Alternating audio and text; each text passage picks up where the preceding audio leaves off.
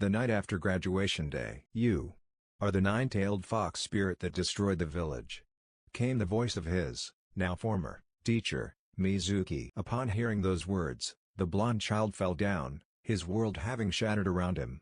The blonde's name is Naruto Uzumaki, Konohagakura's resident prankster and outcast.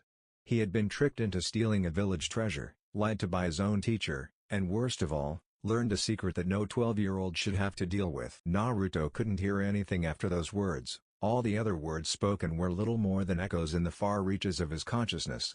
He vaguely heard Iruka-sensei, his kind teacher, denying it, but none of it registered, until he saw a massive shuriken flying down at him.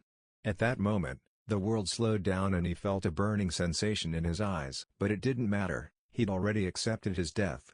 Even if his body could keep up with his new perceptions, he didn't have the will to save his own life, so he closed his eyes. "I'm a monster." Those were the only words running through his mind, over and over, until he felt something warm dripping down on his head. Am I dead?" he thought, before opening his eyes and seeing something he never expected. He wanted to scream, to run and get help. But only one word managed to come out of his mouth: "Why?" Iruka was looking down at Naruto, blood dripping from his mouth and tears dripping from his eyes. You'd expect them to be because of the massive weapon lodged in his back, but that wasn't it. These weren't tears of pain, they were tears of sadness and guilt. All he could do was think about his own past, and how he could have better helped Naruto. And then Naruto's single-word question really reached him. Did he just ask me why? Why I saved him? This boy, this poor child, didn't even expect to be saved? He accepted his death, and was shocked when someone saved him? How could any child? Iruka began to think, and then he noticed Naruto's eyes. At first he thought it was a trick of the light, then he feared it was the Kyuubi's influence, but he felt no evil chakra coming from them. No, there was only one, impossible, conclusion for why Naruto's eyes looked the way they did, red with two tomoe in each eye. "The Sharingan," Iruka gasped out at last, breaking the silence that had occurred after Naruto's question. What?" Naruto asked, caught completely off guard by his teacher's words. He knew what the Sharingan was, who didn't know about it? It was one of the three great dojutsu, belonging to the nearly extinct clan of the kid he claimed was his rival. But why had his teacher mentioned it? "Your eyes. It's the Shurien," Iruka started, before being cut off by Mizuki. "Lies.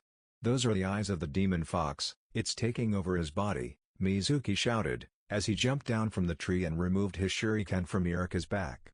"Why would you protect him, Iruka? He killed your parents, so many others in the village, and even the Yondaime Hokage. I know you hate the fox as much as everyone else in the village." Mizuki ranted, lifting Iruka and pushing him against a tree, causing Iruka to wince as his injury made contact with the tree. "You're right," Iruka shouted, causing Naruto to wince before Iruka continued. "I do hate the fox. But Naruto isn't the fox. He's Naruto Uzumaki, and maybe now, with the Sharingan, he could even learn to control the fox for the good of everyone else. He says he's going to be the Hokage, and I believe that he can do it." Iruka's words caused Mizuki to truly look at Naruto's eyes, and he was shocked by what he saw. Iruka was right, it is the Sharingan. How is this possible? Lord Orochimaru mentioned how much he wanted the Sharingan. Maybe I could take his eyes to Lord Orochimaru with the scroll, and he'd be grateful enough to grant me even more power. Mizuki thought, but failed to notice Naruto's eyes go from shocked to determined. "Iruka-sensei." Naruto muttered, "He really does care about me. He believes in me, I can't let him down." Naruto thought, and unknowingly began to cast a genjutsu when Mizuki looked into his eyes. On Mizuki's end, he saw the pupils in Naruto's eyes turn to fox-like slits, keeping the tomoe on either side of the slits. Then he saw Naruto's form grow more and more fox-like, as nine tails grew one by one from behind him. Eventually, he saw Naruto turn into the full Kyuubi before passing out from the fear. In the real world, Mizuki was muttering "Kyuubi. Demon," while passed out on the ground. That was the scene Hiruzen Sarutobi, the Sundaime Hokage, and his Anbu witnessed when they reached the clearing, Iruka bleeding against a tree, while Naruto was sitting on the ground in front of a passed-out and delirious Mizuki, the scroll still in Naruto's arms. Hiruzen approached Naruto, putting a hand on his shoulder while he took the scroll back, and motioned his Anbu to heal Iruka before asking the question on all of their minds. What happened here, Naruto? He already knew about Mizuki's betrayal, and how Naruto was tricked, so he didn't expect any surprises. However, when Naruto looked at him, he had to double-take. "Your eyes." Naruto, finally letting the shock wear off, started trying to act like his normal self. "Hey old man. Why does everyone keep saying weird things about my eyes?" Naruto asked. He could feel that something was different, and he could see a weird aura in people, but he hadn't actually seen his eyes since they changed. "Mizuki-sen," he started, before catching himself at the sensei part. "Mizuki and Iruka-sensei both mentioned the Sharingan, but that's impossible, right? Don't only Uchiha have Sharingan? Unless I'm so awesome that I awakened it completely on my own." Naruto rambled, not wanting to bring up anything about the fox. Hiruzen, finally snapping out of his shock, ran through a few hand signs and pulled water from the surrounding plants, creating a floating puddle for Naruto to look at his reflection in. "Here, Naruto, look at your eyes in this." "Whoa," Naruto gasped, staring at his eyes in his reflection. "I really do have the Sharingan. Does this make me an Uchiha? Am I related to Sasuke? Do I actually have some family left?" "Well, that remains to be seen. Now, how about we take this scroll back where it belongs, and get Iruka some help? You've had a very long night, you need some rest too," Hiruzen told him, and then noticed as Naruto's Sharingan deactivated and tears began to form in his eyes. But I failed again. Mizuki told me I could J-graduate if I learned a J-jutsu from the scroll. If he was lying, I can never be a shinobi, Naruto stuttered, the night hitting him all at once. "And he told me I'm a monster, I'm the Kyuubi." "You learned a jutsu from the scroll? Which one?" Hiruzen asked him. He loved the boy like a grandson, but to hear that the dead last of the academy learned a forbidden jutsu in one night. "The Shadow Clone Jutsu." "Really? You learned the Shadow Clone Jutsu?" Hiruzen asked, amazed. "Could you show it to me?" "I guess." Naruto muttered, and made the sign for the jutsu. "Shadow Clone Jutsu," he yelled, and suddenly an exact copy of himself appeared in a cloud of smoke. "See, old man? I'm sorry for taking the scroll, though. I just really wanted to." He was cut off when he saw Hiruzen pull out a blue forehead protector, and watched as Hiruzen handed it to him. "I think this belongs to you, Naruto. It's the forehead protector of the Yondaime Hokage, the one who he was cut off by an excited Naruto." "The Yondaime Hokage? Really? He's the coolest. But..." Naruto trailed off, finally remembering what Mizuki told him. "But Mizuki told me I'm the Kyuubi. Why would you give his forehead protector to the one who killed him?" Hiruzen looked at the boy, and then looked at Mizuki still muttering and knocked out on the ground. "Good riddance, he deserves hell for what he did to this poor child," he thought, and looked back at Naruto. "Naruto." He started, and realized Naruto was looking everywhere but his face. "Naruto, look me in my eyes," he told him, grabbing the boy's attention. "You are not the Kyuubi. You are Naruto Uzumaki. The Yondaime Hokage, Minato Namikaze, sacrificed his life to stop the Kyuubi. However, the Kyuubi is just a mass of chakra. If he had killed it, it would have just reformed and attacked once more. The only way to stop it was to seal it within someone. He sealed it within you, Naruto. You are not the Kyuubi, you are its jailer. Those who can't see the difference, like Mizuki here, are idiots. And with those new eyes of yours, you may even be able to use its power for the good of others." "He sealed it in me? Why? Why me?" Hiruzen stared at Naruto, considering whether or not to tell him the truth. "Because of his Sharingan. We'll have to test his blood anyways, to see which side of the family it's from. He deserves to know the truth," Hiruzen thought, staring at Naruto.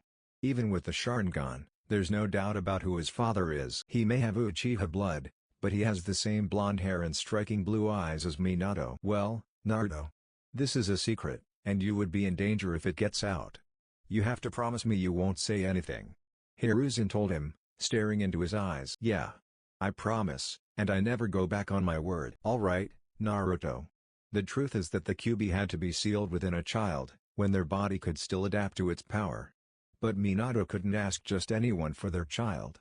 Not if he wouldn't seal it within his own child." Hiruzen waited for the look of realization on Naruto's face, the reaction to the revelation he was told. "Sealed it in?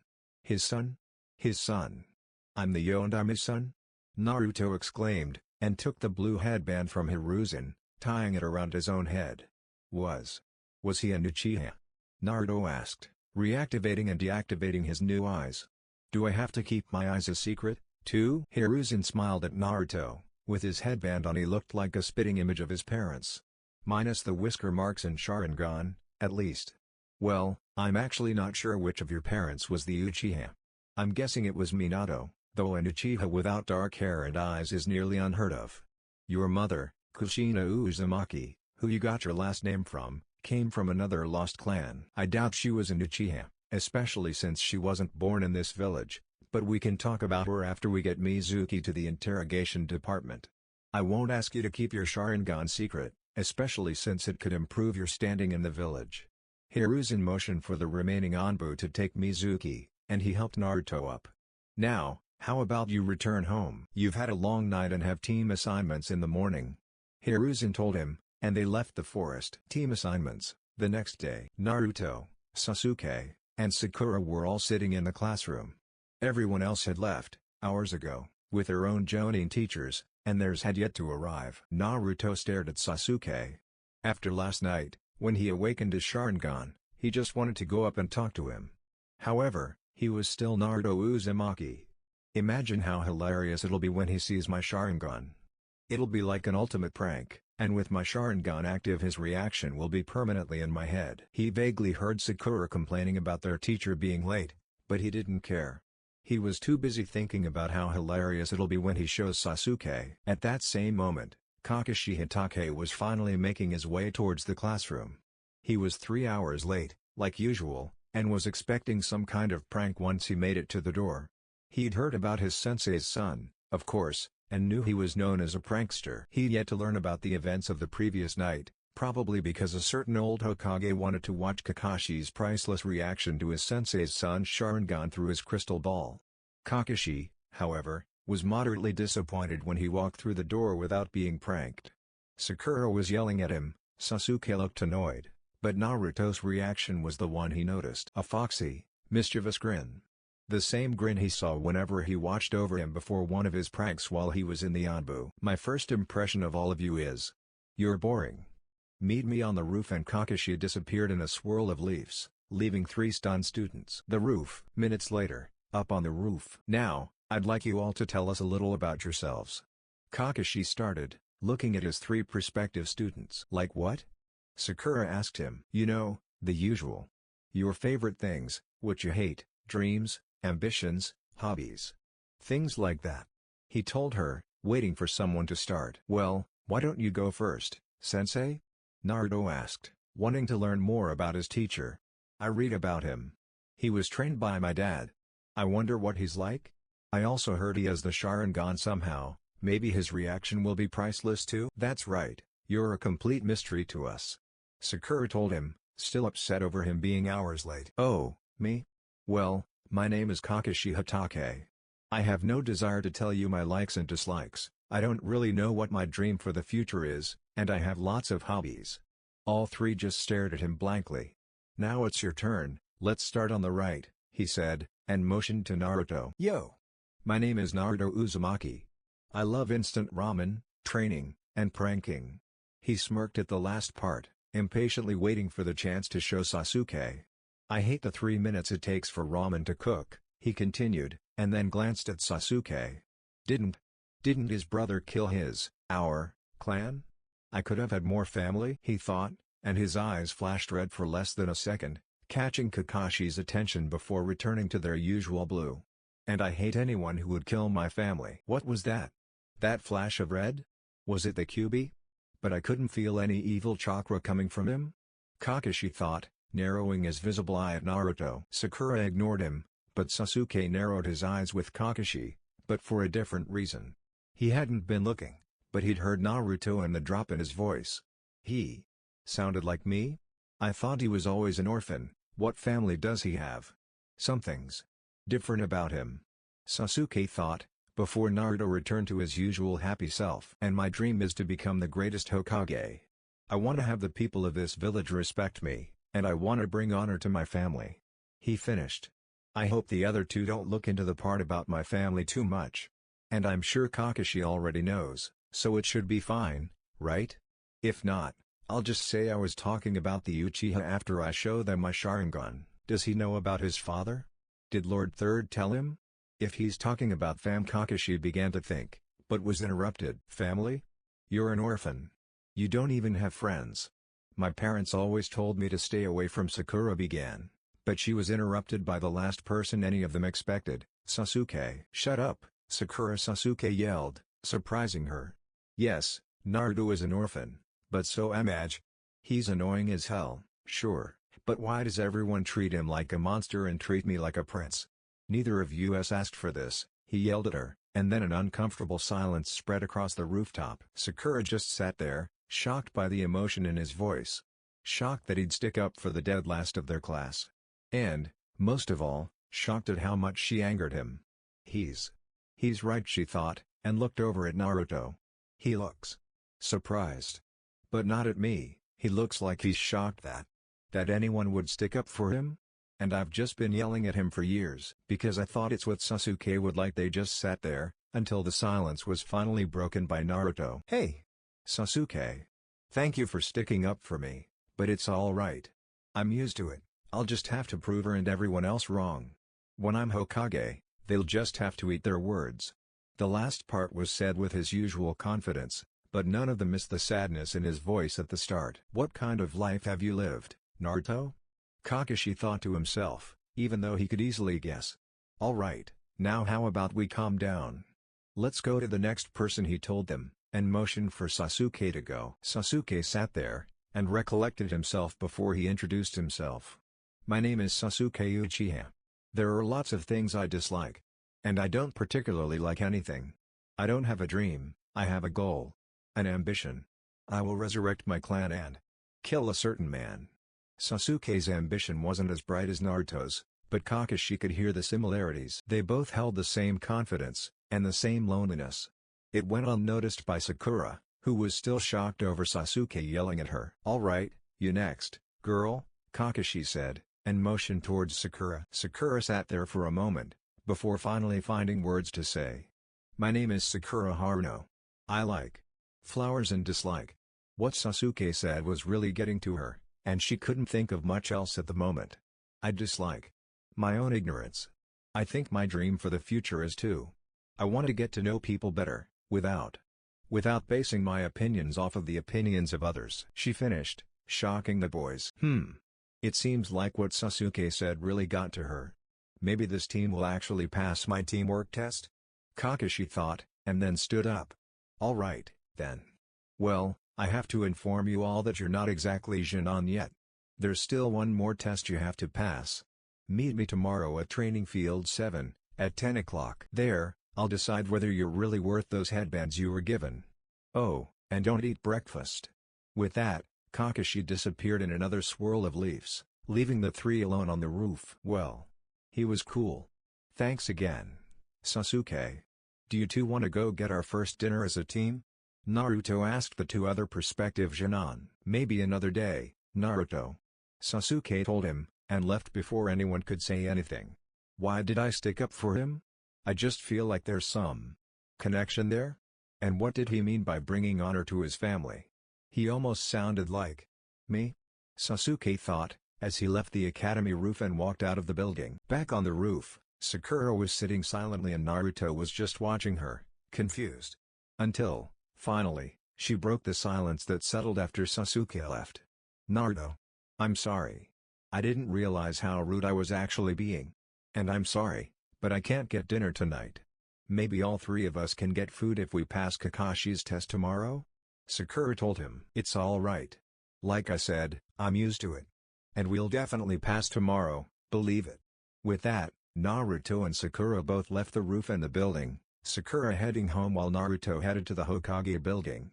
The third Hokage asked to see him after team assignments, so they could test his blood and see how he's related to the Uchiha, and told him they could talk about his parents. Alright, this is my first time writing pretty much anything, unless you want to count some stories I wrote in elementary and middle school, but I wouldn't count those. If you can see anything wrong with my grammar or anything like that, don't hesitate to point it out. Like I said, this is my first time writing any kind of fanfic. I don't want to do any character bashing, but I may have exaggerated Sakura's bitchiness she had at the start so that I could give her a turning point more quickly. I don't dislike her character, but Emoshi was a lot better later on in the show. I think I'll give her some genjutsu training. That way she can have some skills before Tsunade shows up. I'll still have her train with Tsunade, because that was probably her biggest turning point. As for Sasuke, I don't want to exaggerate his dick-like personality. He'll still be an ass because that's just kind of who he is, but I'm thinking that he'll feel less alone once he finds out Naruto is an Uchiha, even if he starts by being jealous of the Sharingan. Now, for Naruto. Yes, I do want to give him the Mangekyo Sharingan, and I mainly want to give him Kamui, hence the title, since Kamui is authority of the gods. However, I won't make him insanely OP. He won't immediately master using Kamui, like Obito did. I'm not sure how to handle the blindness. I'm thinking of making Kurama help with it, but that feels like a cop-out. I'm also unsure of how to give him the Mangekyo to begin with. I thought about having him awaken it when Sasuke dies at the bridge, but that also feels like a cop-out. So there's a lot of things I still need to decide about this, and I'm more than willing to accept opinions and advice. As far as Kurama, as much as I love his friendship with Naruto, they'll have even rockier of a start since Kurama hates the cursed eyes. However, thanks to his Sharingan, he'll be better equipped to try and keep Kurama's rage contained. It won't be perfect until much later, assuming I get that far, which I hope I do. Lastly, I imagine, or hope, future chapters will be more smooth and probably longer. I was really iffy throughout this because it was a lot of exposition, and God, I hate having to write exposition. There was also the issue of having to keep people's words with what was said in canon. After this point, it should be easier for me to write. Training Ground 7. Naruto Uzumaki, Sasuke Uchiha, and Sakura Haruno were all sitting on the ground, while an awkward silence hung over them. They had been waiting for 2 hours now, and their teacher, Kakashi Hitake, was late again. They had hoped yesterday was a one-time thing, but apparently they were wrong. What made it worse was the note they left off on the day before. It wasn't inherently bad, but now they weren't sure what to think about each other. Sakura still felt bad for what she said to Naruto, no matter how many times he told her it was alright. She also didn't know what to say to Sasuke. Even if it wasn't directed at him, what she said had obviously struck a chord with him, and it pissed him off. Sasuke was confused. He felt a connection with Naruto, and it still hadn't gone away. He couldn't pinpoint what it was, but it almost felt like family? He wanted to approach Naruto, but he'd never been the most social to begin with, and he didn't want to while Sakura was right there. Naruto, on the other hand, was just sitting there in suspense. Today would be the day. Today he would show Sasuke and Kakashi his Sharingan. He. I can't wait to see the looks on their faces. It'll be priceless. Now, if only Kaka-sensei would actually get here, he thought, and, as if on cue, Kakashi chose that moment to arrive, book in hand. "You're late," Sakura shouted, while Sasuke just looked annoyed and Naruto was grinning his mischievous smile. Ma. I got lost on the road of life," Kakashi said in his signature carefree tone. Why's Naruto grinning like that again? He wondered, but decided to ignore it and start the test. "Alright, well today we'll find out if you're really going to become Genin, or if you'll be sent back to the academy," he told them, as he pulled out an alarm clock and 2 bells. "You have 3 hours to take these bells from me. Anyone who doesn't get a bell is going to be sent back to the academy." "What?" Naruto shouted. "That means only 2 of us can pass?" All 3 of the prospective Genin looked shocked. None of them wanted to go back to the academy. "Exactly. Your 3 hours start now." Kakashi put the alarm clock down, and started the timer. "I suggest you hide," he told them, and disappeared from sight. Sasuke and Sakura quickly ran to the trees, but Naruto just looked around for Kakashi. He giggled, spotting Kakashi standing under a tree reading a book. Naruto walked over to him and stood right in front of him. "Not a very bright one, are you?" Kakashi asked. "Damn, I expected more from my sensei's son and our resident prankster. He can sneak around and paint the Hokage's stone faces, but can't sneak enough to take a bell?" Naruto raised his hands to a familiar sign, and shouted Shadow Clone Jutsu. At that moment, a dozen Narutos popped up around him. "Charge," he commanded his clones, even if he didn't actually need to. "Shadow clones, eh? Not exactly normal for a new Genin," Kakashi casually said, taking down clone after clone without even looking up from his book. "Oh, I'm just full of surprises. You'll have to put down the book if you want to keep those bells," Naruto shouted, and took advantage of the smoke from his dispelled clones to activate his Sharingan. His blue eyes turned blood red, and two tomoe formed in each eye. Kakashi still hadn't looked up from his book, and didn't notice the change until there was a fist inches from his face. What the Kakashi started, and caught a glimpse of red eyes.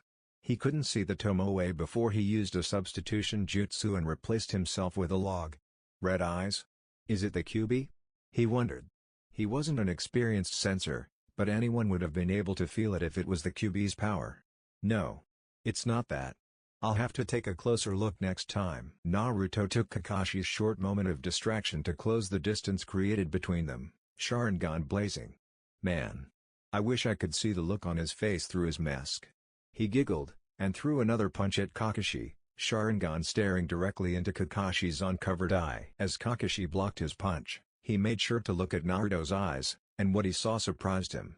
The Sharingan? He thought, shocked still. He has the Sharingan?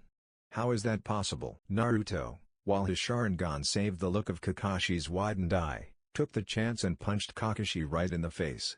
It didn't do much damage, he was just a Chunin fighting a Jonin, after all, but it gave him a chance. With his perception enhanced, he twisted his body to try and grab a bell from Kakashi. However, the sound of his finger against a bell knocked Kakashi out of his shock and he substituted away, leaving Naruto to crash into a log. "Aw man," he said, deactivating his Sharingan and rubbing his head. Well, if shocking him still didn't work, may as well move on to plan B, he thought out loud, thinking back to where he saw Sasuke and Sakura run off to. Well, Sasuke first. He thought, and ran off to where he remembered Sasuke going. With Sasuke. The hell? He thought, watching Naruto actually land a hit on Kakashi, a Jonin, from his spot in a tree. He actually landed a hit? The dead last landed a hit on a Jonin? What was it that shocked him so much? He thought, and then noticed Naruto running his direction. He saw Naruto create a shadow clone, and watched as the shadow clone boosted Naruto up to the branch next to the one Sasuke was on. "Hey Sasuke. I think we need to work together, with Sakura, if we want to get those bells," Naruto told him, while Sasuke just stared at him with a mix of wonder and confusion. "If it comes down to which of us will fail, I'll take the fall, you know. You and Sakura can become Chunin, I'll just catch up next time." Sasuke considered it for a second, then decided why not. "Sure, but on one condition.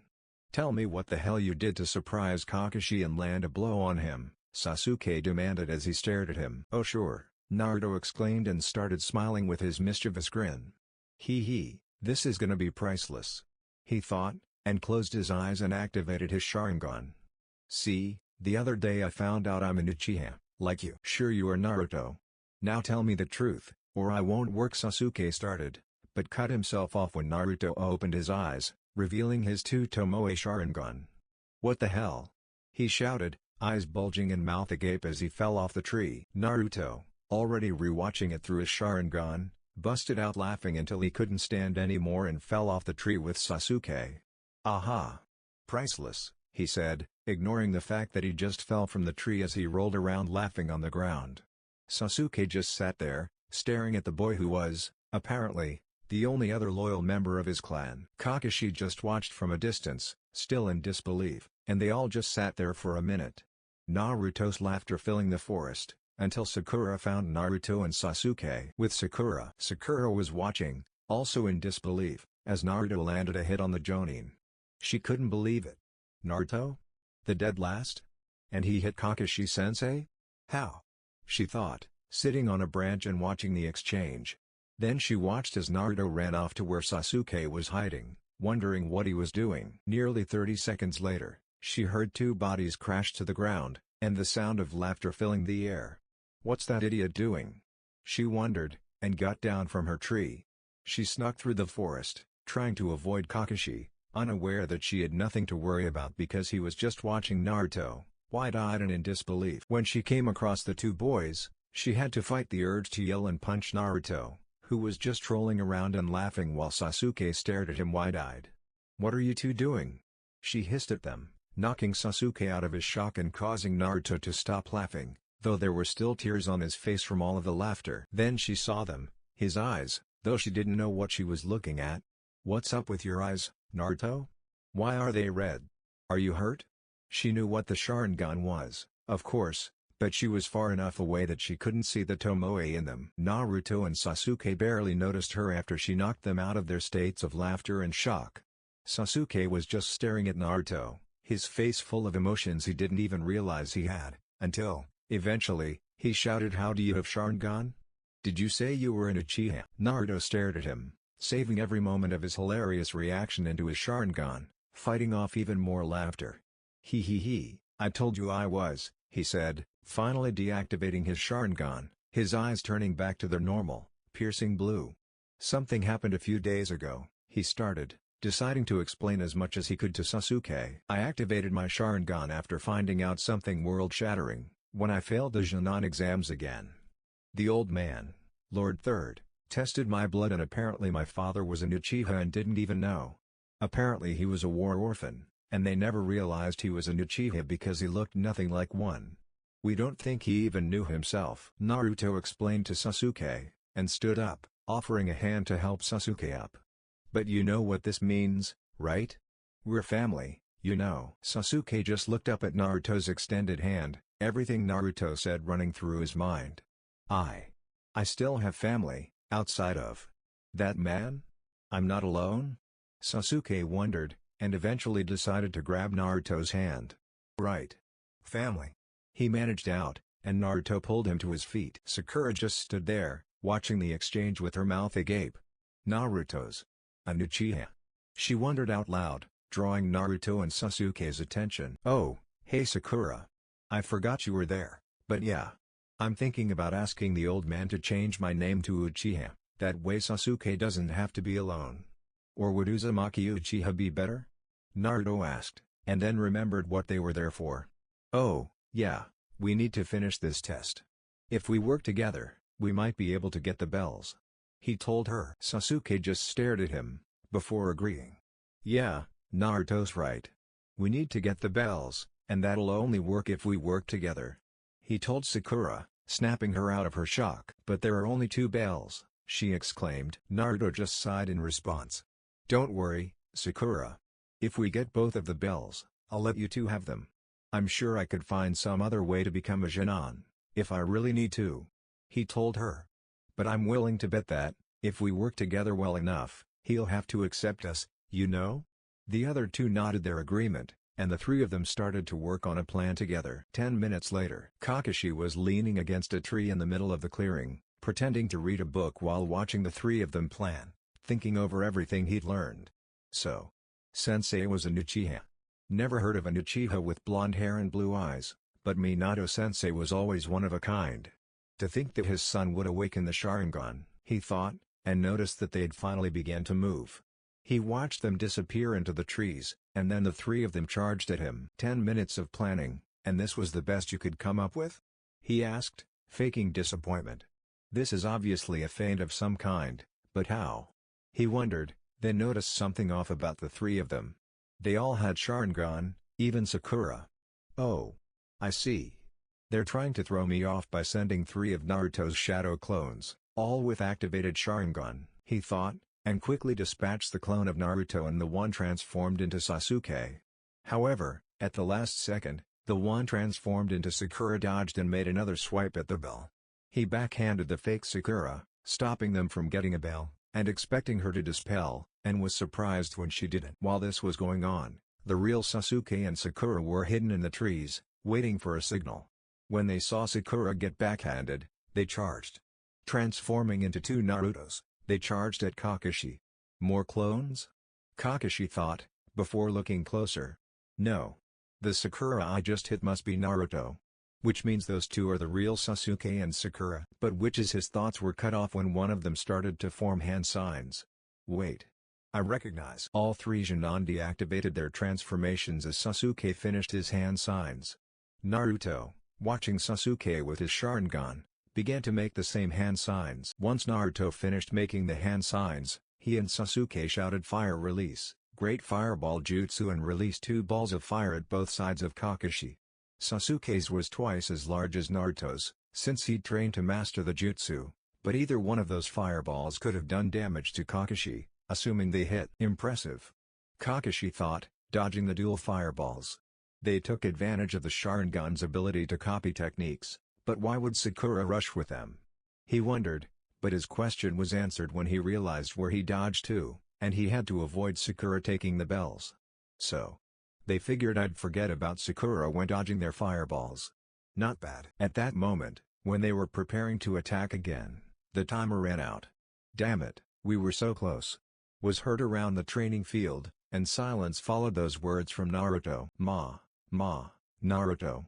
There's no such thing as so close in the field. You either succeed, or you fail. Kakashi told them, watching the faces of the three Genin fall before he continued. And you, my cute little Genin, succeeded, he exclaimed, his voice slightly raised but still carrying that carefree tone. What? Naruto and Sakura shouted together, while Sasuke just looked on with barely masked surprise. That's right, my cute little Genin. Now, I've got to go report this to Lord Third. Meet me here, tomorrow at 11, for our first mission as Team 7. Kakashi told them, and disappeared in a swirl of leaves. Earlier, in the Hokage's office, Hiruzen Sarutobi, the god of shinobi, was crying from tears in his desk chair. He could be seen watching his crystal ball, and it showed a shocked Kakashi Hatake. Oh, how I wish I could save images in my crystal ball, he exclaimed, watching Naruto show his Sharingan to Kakashi, and then to Sasuke. So this is why he asked me not to tell anyone about his Sharingan, he managed out, still laughing at the scene. He then looked to the picture of the Yondaime Hokage, Minato Namikaze, hung on his wall. Oh, Minato, your boy is hilarious, he said to the picture, and began to wipe off the tears from his laughter. Hokage's office. Now Hiruzen stood before the Jonin he assigned Teams 2, currently getting a report from his son, Asuma Sarutobi. Team 10, comprised of Shikamaru Nara, Ino Yamanaka, and Choji Akimichi has passed. Asuma reported to his father, though it wasn't a surprise. This generation's Ino Shikacho trio, like every year, already knew each other and knew how to work together, even if it was reluctantly on Ino's part. Good, now, unless we have any last-minute. Hiruzen started, but was interrupted by a knock on the door. Enter. In came Kakashi Hatake, the eternally late Jonin who'd never passed a team. Ah, Kakashi, do you have a report on your team? Hiruzen asked, showing a knowing smile. Kakashi walked up to the desk, stood at attention, and reported.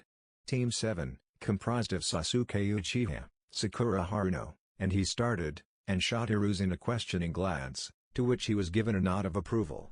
Naruto Uzumaki Uchiha has passed. He finished.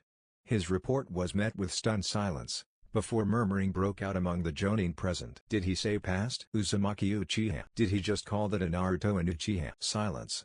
Hiruzen called out. His voice wasn't raised, but it held a tone of authority. Now, Kakashi, is there anything else you have to report? Yes, Lord Third. It appears that Naruto has awakened the Sharingan, with 2 tomoe in each eye. He successfully convinced both Sakura and Sasuke to work with him, as well. Kakashi finished, and stepped back to the other Jonin. Another stunned silence followed this, with everyone eyeing Kakashi. All right, then. If that is all, Teams 7, 8, and 10 have passed and will be made official Genin of the village. You are all dismissed, Hiruzen told them, and the Jonin began to file out of the room, until it was just Kakashi and Hiruzen. You knew, didn't you, Lord Third? It was less of a question and more of a statement. You knew about his Sharingan. Hiruzen let out a laugh, before nodding. Yes, I knew. He also knows about his parents, and that you were his father's student. There was an incident a few days ago, involving a former instructor at the academy who tricked him and then told him about the Kyuubi. The shock was, apparently, enough to awaken the Sharingan. I realized I'd have to test his blood, along with his parents, to confirm the relation to the Uchiha. As it turns out, Minato was one as well. He asked me to keep it a secret, as he obviously wanted to see your reactions for himself. He laughed out the last part, and Kakashi just shook his head. And now he can rewatch it whenever he wants, thanks to his Sharingan. Kakashi muttered, before waving and walking out of the room. Well, I'm sure there are more people who want to ask me about this, by Lord Third, Kakashi said, and walked out of the room. Immediately, he was met by Kurenai and Asuma Sarutobi, both looking at him with shocked expressions. Kakashi just continued walking, and waved for them to follow him. Ma, Ask away. Naruto's really an Uchiha. And he has the Sharingan? Asuma asked, wide-eyed. Yeah. Ask your father, he's the one who confirmed it. Didn't even tell me. It shocked me so much when I saw it that he landed a hit on me and nearly took one of the bells. He also knows how to make shadow clones, can you believe it? He's got some massive chakra, on top of his Sharingan. The three Jonin continued talking, eventually moving on from just Naruto to talking about each of their students. However, Naruto's name was still the one that popped up the most in the conversation. Ichiraku Ramen. The three new Jonin, Sasuke, Naruto, and Sakura, were all sitting and eating ramen as celebration for passing the test. Sasuke was originally reluctant, but he wanted to talk with Naruto as soon as possible, and was just waiting for Sakura to leave. Sasuke was on his second bowl, while Sakura was on her first and Naruto was on his fifth. Geez, Naruto. How do you eat that much? Sakura asked, staring at her one bowl and then at his five. It's ramen. The food of the gods. Kamui's gift to mankind, Naruto exclaimed, as he inhaled his fifth bowl.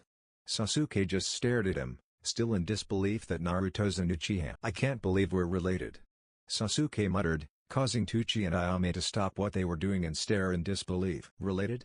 Tuchi asked, while Ayame just stared. Oh, yeah, I can't believe I forgot to tell you guys.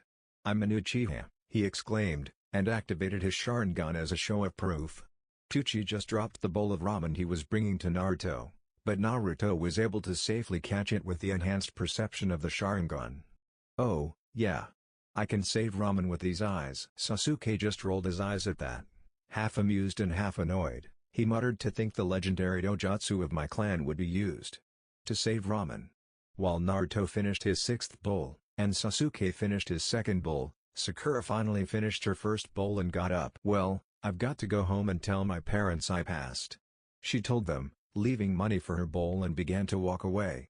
I'll see you two Uchiha tomorrow, for our first mission. As Sakura walked away, Naruto pulled out his froggy wallet and began to pull out money, but was stopped by Sasuke. He shot a confused glance at Sasuke, who just responded with "Let me pay." Hey, I couldn't ask you to do that. I ate most the food, you know. Naruto told him, still confused. We're family now, right? Plus, I have the entire fortune of the Uchiha. Since you're an Uchiha too, you may as well use it. Sasuke pulled out his own wallet, and put the food for their meal on the table. Let's go, I want to talk to you, he said, and walked out of the booth. Oh, well, thanks for the food. Naruto hastily bowed, and followed Sasuke out of the booth. Sasuke began to walk away, and motioned for Naruto to follow him. So, where are we going? He asked as they walked. The Uchiha compound, Sasuke stated. Huh? Why? Isn't that place full of bad memories? It is, but it's important to our clan. After a few minutes, they reached the gate to the compound. Naruto was silent, for once. He'd known about the Uchiha massacre before, but he researched it even more after finding out he was one. He read about how Itachi Uchiha, prodigy of the clan and Sasuke's older brother, slaughtered everyone, except for Sasuke. Sasuke led Naruto to his old home, the one he hadn't set foot in since that night. He was grateful for Naruto's silence. As much as he needed to, talk about it, he needed it to be on his terms. He needed to start the conversation. Eventually, they reached it, but he didn't open the door. He couldn't open the door. Naruto, Sasuke started, grabbing Naruto's attention. This is where I found them.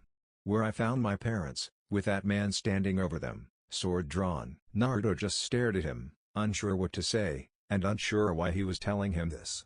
He was speechless, which allowed Sasuke to continue. It's been hard. I thought I was the last of my clan, aside from him. I felt alone.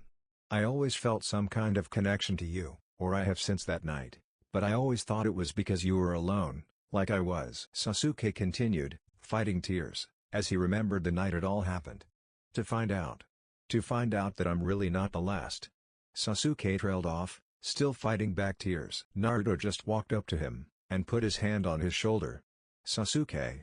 I felt a connection to you, too. But I never really. I didn't understand what you were going through. I was always alone.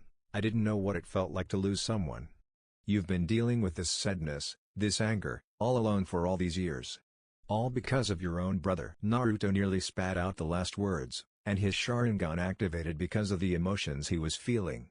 If you don't want to be here, he started, letting his Sharingan calm down and deactivate, we can leave. We could talk at my apartment, or at— No. Sasuke cut him off, wiping the escaped tears from his eyes. I need to face this. I just never wanted to do it alone.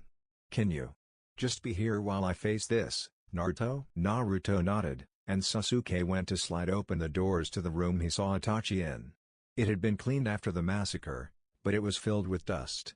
No one had been here in years. When he looked where he saw Itachi, and the bodies of his parents, he could almost see the scene.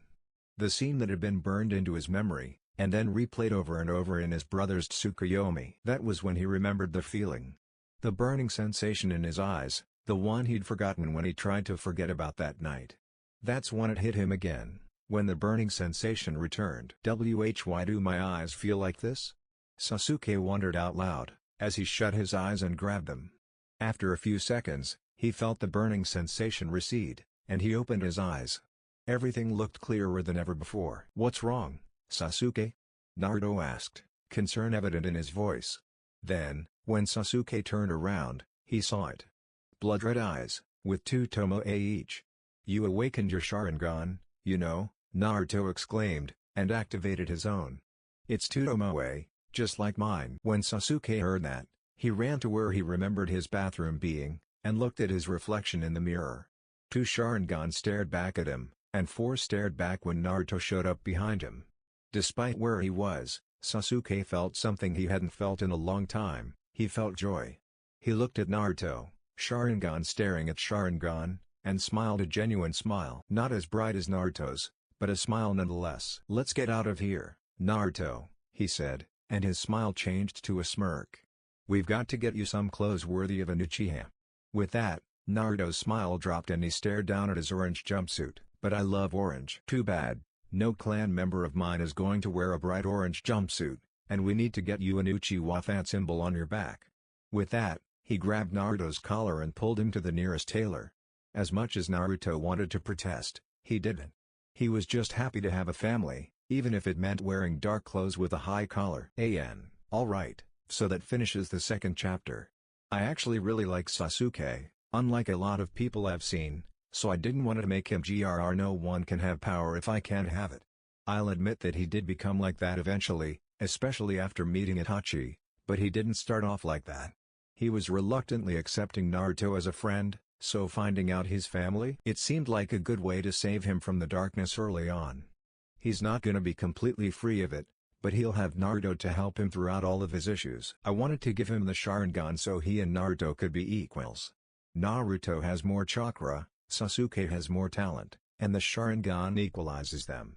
I want to give them a brotherly relationship, even if they're only like distantly cousins. I know not every member of a clan are actually related by blood, but it seems fair to consider a clan member as family if you're one of 3 left, that they know of, at least. As far as giving him the Sharingan, I thought it made sense. He awakened at the night of the massacre, but he never realized. I assume it's because he never actually let himself face the emotions that awakened it. With this, he's faced the emotions, reawakening his Sharingan and elevating it to the second stage. For clothes, I'm thinking of giving Naruto something similar to what Obito wore, for a number of reasons.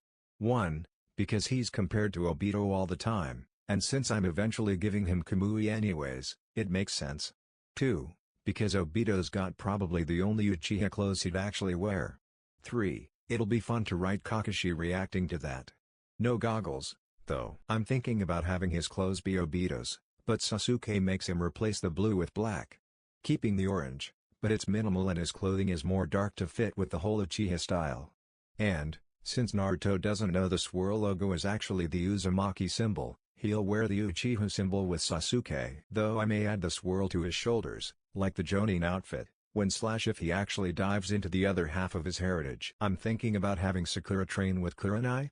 Kakashi's going to have his hands full with not just 1, but 2 Sharingan users on his team. That way, she can learn good skills and not just be deadweight until Tsunade shows up. And, since Genjutsu would be less useful on a team of 3 Sharingan users, she'd still have motivation to train with Tsunade when given the chance. She can be a skilled kunoichi, but still feel useless enough to ask Tsunade for training. I don't want her to be useless, but Imoshi's best under Tsunade, and she went to Tsunade because he felt useless. Comment responses. Thanks for the reviews. Shapeshifter 340. I thought about Rinnegan, but if I did that it'd be once they're older. I don't want him to be godlike, at least not till around when the war arc would be. As far as he and Sasuke switching eyes, it wouldn't work because they aren't directly related. It's said that two Mangekyo users have to be closely related, like brothers, Madara and Izuna, Sasuke and Itachi, in order for it to work. So Sasuke will still get Itachi's eyes when the time comes for that. As far as Naruto, another reviewer reminded me about something I'd forgotten that'd stop him from going blind. King of Konoha, thanks for the compliment. I'm a bit torn on when exactly I want him to awaken the Mangekyo. Jiraiya would be a good point for it to happen, but since I named the story after Kamui, it may be a bit too long of a wait. However, even if I do give him the Mangekyo, it won't be broken from the start. He won't instantly master it like Obito did, he'll have issues like accidentally phasing through someone he tried to hit, or failing to go intangible. But, for now, I think I'll just let the story grow and see where it'd narratively make sense for his Mangekyo to awaken. And yeah, I remembered the part about needing to be brothers to awaken the Mangekyo. My app is being weird so I can't directly respond to the PM, so I'm just adding my response for that to this guest. Thank you, I completely missed out on that. Yeah, it'd make sense that his eyes wouldn't go blind due to being Asura's reincarnate. The whole body of the sage thing. So, unless I change my mind before I get to Mangekyo, I'll probably let his eyes not go blind because of him being the reincarnate of Asura. That way, he gets to keep his Kamui but Sasuke can have the better eyes and Susanoo by having the eternal Mangekyo Sharingan. D ranks. Team 7, consisting of Naruto Uzumaki Uchiha, Sasuke Uchiha, and Sakura Haruno were arriving at Training Ground 7, where their Jonin sensei told them to meet for their first mission. He's not here yet, is he? Naruto asked, though he knew the answer. No, and he probably won't be here for another few hours, Sakura groaned, and then she noticed Naruto's change in clothes. He switched out the bright orange jumpsuit for a black pair of pants, with bandages holding his kunai holster, and bandages wrapped around the bottom of his legs. He wore a dark blue shirt with it, tucked into his belt, and a black jacket with orange linings over the dark blue shirt. Basically just Kid Obito's outfit, but the jacket and pants are black instead of blue, and he's not wearing goggles. Nice outfit, get tired of the blinding orange jumpsuit? She asked him, and noticed Sasuke smirk. Sasuke turned to Naruto, still smirking, and told you it was better, idiot. Hey! I liked the orange jumpsuit. It was nice and easy, Naruto snapped back. Sasuke made me get rid of it, he told me no Uchiha would be caught dead wearing that. He took me to a tailor. At first he tried to give me some of his emo clothes, Naruto started, and stuck his tongue out at Sasuke. Eventually, we found this. I decided it was a good compromise between what he thought an Uchiha should wear, and what I wanted to wear. Though, he turned around, and pointed at an Uchiwa on his back. I like wearing the symbol of my clan, and it's so hilarious whenever I see someone on the street do a double take, he laughed. Well, it's definitely an improvement, Sasuke sighed. If we dyed your hair then people might believe you were an Uchiha, without you having to activate your Sharingan. Naruto shrugged. It's funny to see their reaction every time I do activate it. Don't act like you haven't saved a few of their reactions with your new Sharingan. Sasuke just made a barely audible H-N sound as a response. Wait, Sasuke, you activated your Sharingan? Sakura asked, eyes wide. Yeah, he activated it last night. Naruto told her, and stopped her before she could speak again. Don't ask how, Sharingan usually don't activate from positive emotions, and I don't think he wants to think about it anymore. Oh. Sakura trailed off. Well, now half our team has Sharingan, maybe I'm next, she joked, trying to lighten the mood. Actually, Kaka-sensei has one too, so it's more like 2.5 out of 4. Naruto told her, getting looks of shock from both of his teammates. Kakashi has a Sharingan? Sasuke asked, eyes wide. Naruto just stared at him for a few seconds, surprised that he didn't know. Yeah, you really didn't know? I think it's why he covers his eye all the time. It's implanted, so he can't deactivate it. He explained, and saw Sasuke's eyes flash red. Hey, calm down. It was back during one of the wars, and I doubt the old man would have put him in charge of the two last Uchiha if he thought he'd steal an Uchiha's eye, you know. Oh, Sasuke said, his eyes deactivating. Sakura just stood there, watching the exchange until it hit her. I'm the only one on this team without a Sharingan? That's so unfair. She complained, and Naruto just started laughing. Ah, well, since Kaka-sensei probably isn't going to be here for a few more hours, Naruto said, and turned to Sasuke. Wanna start training our Sharingan? Sasuke just shook his head, surprising both Naruto and Sakura. You may be an Uchiha and have a Sharingan, but your taijutsu is still lawful. I don't know what they were teaching you, but not even the Sharingan can make up for that mess. I'm gonna take this time to teach you the interceptor style. He motioned for Naruto to follow him to the field. Since we don't have time to teach you from scratch, activate your Sharingan and watch me. Awful? It was enough to land a hit on Kaka-sensei, you know.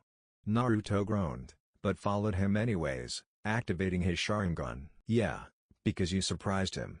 Sasuke slipped into the interceptor style, and Naruto followed along with his Sharingan. 2 hours later, Naruto and Sasuke were panting on the field. Naruto laid out on his back while Sasuke was just barely keeping himself up by putting his hands on his knees. Sakura was watching them from the side, unsure of how she could train with them. That was the scene that Kakashi Hatake saw, as he finally arrived, 2 hours after he told them to get there. He body flickered in front of Sasuke, who fell on his back and instinctively activated his Sharingan. He awakened his Sharingan, too, eh? He thought, and looked between his two exhausted students. Ma. Not very smart to exhaust yourself before a mission, is it? He told them with a nice smile, and then noticed Naruto's clothes. He muttered Obito. Just barely loud enough for Sasuke to hear and raise an eyebrow. We know it won't be anything dangerous, Kaka-sensei. We aren't stupid, you know, Naruto shouted at Kakashi, and Sasuke just made a H-hand sound. Minutes after Naruto and Sasuke started training. Wait, maybe we shouldn't do this, Sasuke. What if we're exhausted when he finally shows up, so he makes us stay in the village instead of doing a cool mission, like saving a princess? Or Naruto was cut off by a blow to the stomach, and looked up to see Sasuke. Are you stupid, Naruto? No one starts off with big missions. We'll probably just be painting fences or something. But we both have Sharingan, Sasuke. It'd be such a waste if they had the two last Uchiha just painting fences. Naruto whined. And how much more of a waste would it be if they sent out their two last Uchiha and we died on the first mission? Naruto opened his mouth to prepare to respond, but stopped himself because he couldn't think of anything to say. I guess you're right. Naruto conceded, and they went back to training. Back in the present, Sasuke stared at his sensei, putting pieces together in his head. Naruto said he has the Sharingan. And he called Naruto Obito when he saw his new Uchiha outfit. He thought, and decided to just be upfront and ask. Kakashi? Yeah, Sasuke? Can you show me and Naruto your Sharingan? And can you tell us how you got it? I'm sure you can understand our curiosity. Sasuke asked, using as much politeness as he could manage. Kakashi just stood there for a bit, and Naruto walked over, starting to get his breath back, and sat down by Sasuke. Sakura was watching from the side of the training ground. She was curious, but knew it was more important to Naruto and Sasuke than it was for her. Kakashi looked down at the two Uchiha. Naruto, the spitting image of his dead sensei, wearing the clothes of his dead comrade. Sasuke, who would look so much like his elder brother, Kakashi's failed student, if he had the same stress lines by his eyes. I guess. Kakashi started, his mask of carelessness gone for the moment. He pulled up his forehead protector, revealing his singular, 3-tomoe Sharingan. I got it on my first mission after I became a Jonin, when I was around your age. This got a look of surprise from the Jonin, but they stayed quiet. During the war, my team was tasked with infiltrating enemy lines. We ran into some issues along the way, and my teammate, Rin Nohura, was captured. My other teammate, Obito Uchiha, wanted to go and rescue her, but I told him that we needed to complete the mission. We went our separate ways, but the guilt eventually got to me, so I went to help Obito. We were attacked, and he awakened his Sharingan. We managed to save Rin. But the enemy collapsed a cave on top of us. Obito was crushed by a falling boulder, half his body was destroyed. His final gift to me was this. He pointed at his eye, and recovered it with his forehead protector. He gave me his Sharingan because I'd lost my eye earlier in the fight. Kakashi explained, and turned to look at Naruto. Those clothes. They look almost exactly like his, but the black areas were blue. Obito is why I put so much emphasis on teamwork during the test. Obito once told me those who break the rules are scum, but those who abandon their friends are worse than scum. He finished, and waited for a reaction. Sasuke held a stoic expression, while Naruto looked at Kakashi with compassion in his eyes. The silence held, until it was broken by, to everyone's surprise, Sasuke. Kakashi. Sensei. I am sorry. His voice was shaky, and he was looking down. Kakashi looked at him, confused. Sorry for what, Sasuke? Sasuke looked back up at Kakashi, and then his gaze shifted to Naruto, and back to Kakashi. After that man killed my clan. He started, before deciding to correct himself. After Itachi killed my clan. I thought I was alone in the darkness. His Sharingan activated when he mentioned Itachi, and he closed his eyes. I didn't think that anyone else could understand he was cut off when he felt a hand on his shoulder, and looked up to see Kakashi, a knowing look in his one visible eye. It's alright, Sasuke. I know what it's like to feel alone. Just rely on your comrades, and I hope you'll learn your lesson without a comrade dying to get the point through. Kakashi told Sasuke, and then stood up. Alright, team. Let's head to the Hokage's office for our first mission. Later, somewhere in the village. Sasuke, I'm at point B. Sakura, I'm at point C. Naruto, I'm at point A, believe it. Okay, Squad 7, the target has moved. With that, Naruto and Sasuke activated their Sharingan, and prepared to capture their target. Team Sharingan is on the move, Naruto shouted, earning a facepalm from Kakashi. But I don't have a Sharingan, Naruto, Sakura shouted back at him. Sasuke grunted, let's just get this damn cat. Naruto and Sasuke jumped at the cat from either side, yet it somehow managed to dodge them, despite their legendary dojutsu. Luckily, when it bolted from them, it ran right into Sakura. Woohoo! Naruto cheered, while Sasuke walked over to the cat, Sharingan still blazing. He had scratches down his arm, thanks to the cat they had been chasing for around 10 minutes. Sakura, Sasuke started, drawing her attention. Point the cat's eyes at me. I'm putting it in a genjutsu for the hell. Sasuke. What the hell? Sakura started, but was cut off when she saw Naruto's Sharingan blazing too. No. I think I actually agree with Sas. Naruto and Sasuke were both cut off when Kakashi showed up and took the cat, Tora, from Sakura. Ma. I don't think the daimyo would be very happy if you tortured his wife's cat, even if you were the last to Uchiha. Simon Kaka-sensei, I was just gonna scare him with a scary dog or something. He'd be 5. Naruto argued, and they headed back to turn in the cat and get the money for their mission. Mission Assignment Desk. Team 10, consisting of Ino Yamanaka, Shikamaru Nara, and Choji Akimichi, were walking into the room with their Jonin sensei, Asuma Sarutobi, trailing behind. Already inside the room was Team 8, consisting of Shino Aburame, Hinata Hyuga, Kiba Inuzuka, and Kiba's dog, Akamaru. Their Jonin sensei, Kurenai Yuhi, immediately walked up to Asuma once he entered the room. Oh, hey guys. Kiba greeted as Team 10 entered the room.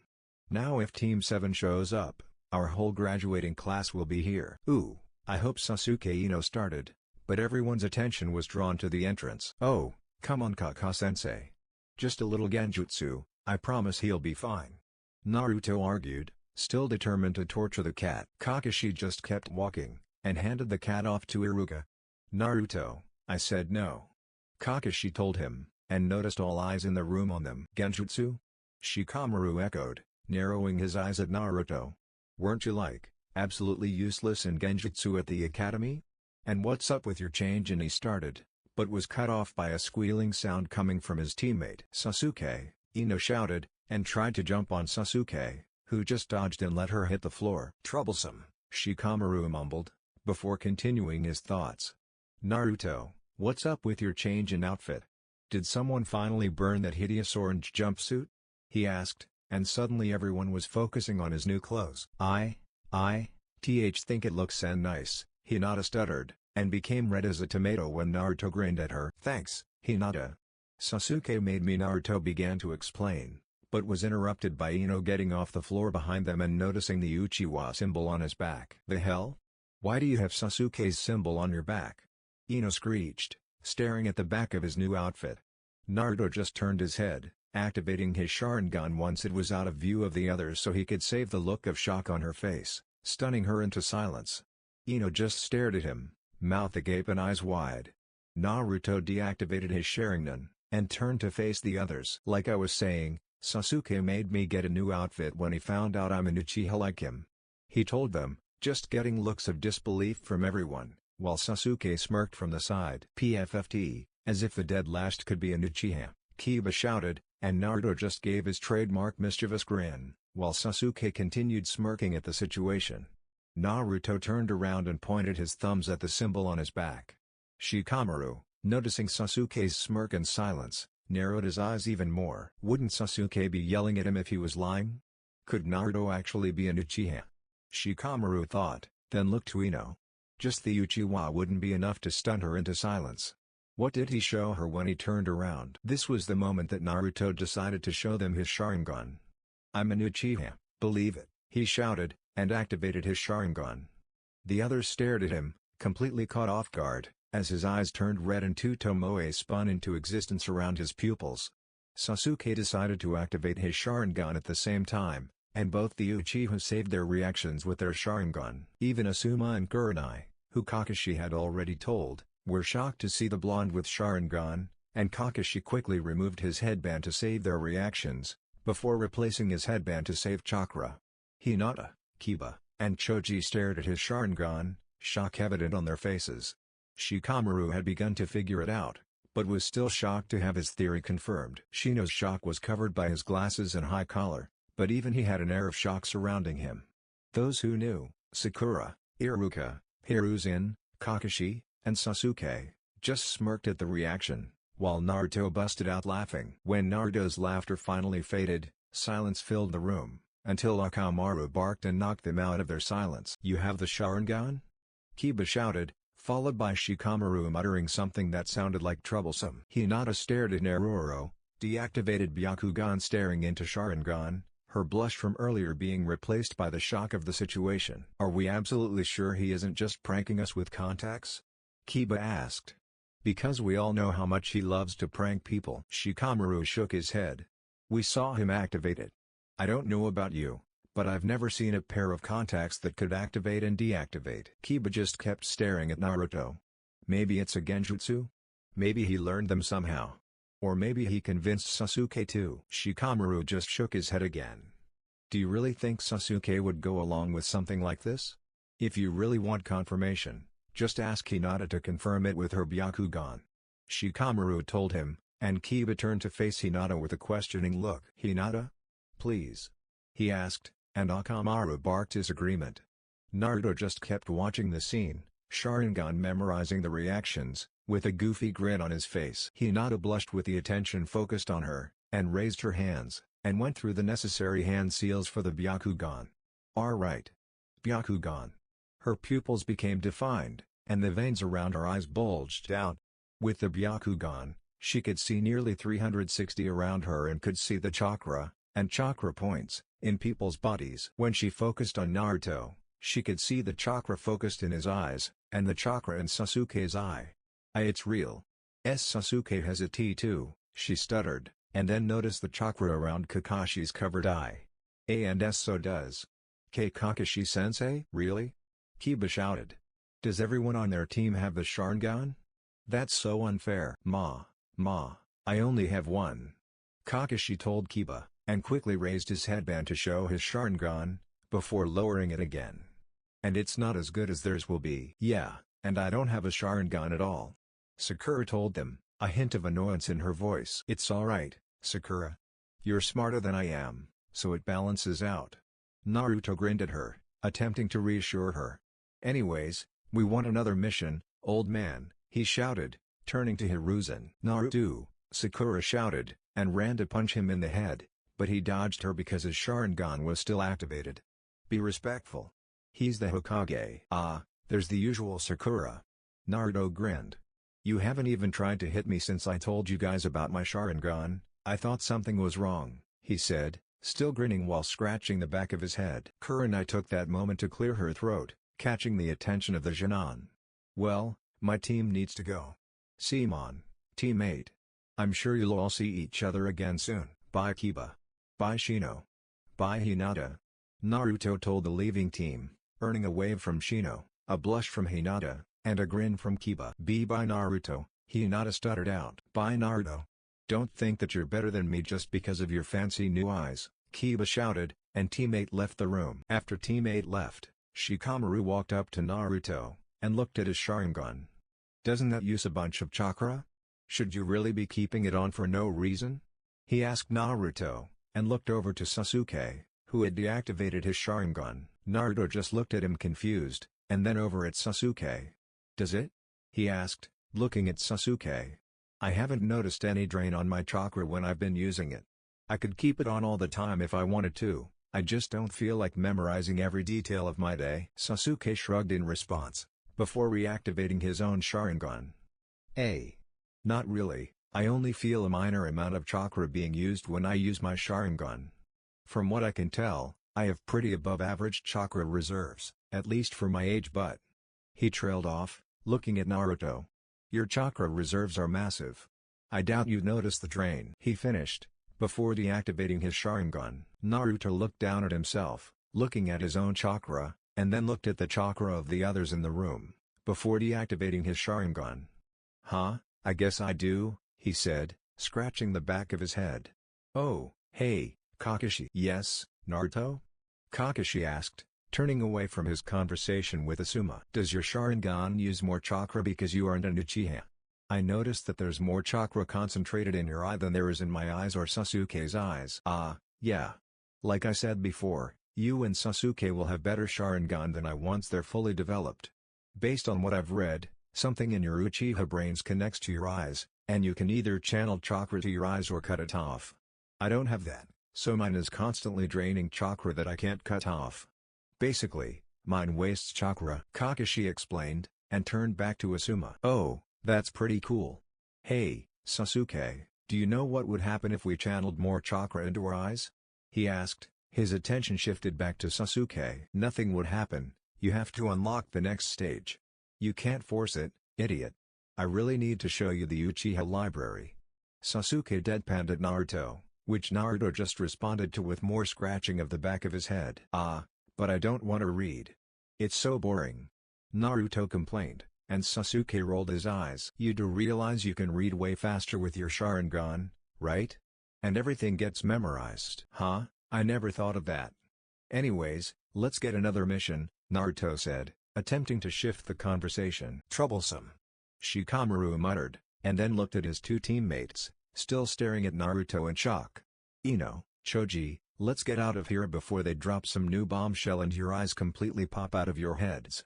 Shikamaru grumbled, before starting to walk out, followed by his two still shocked teammates after a few seconds. Well, Asuma, you should follow your team.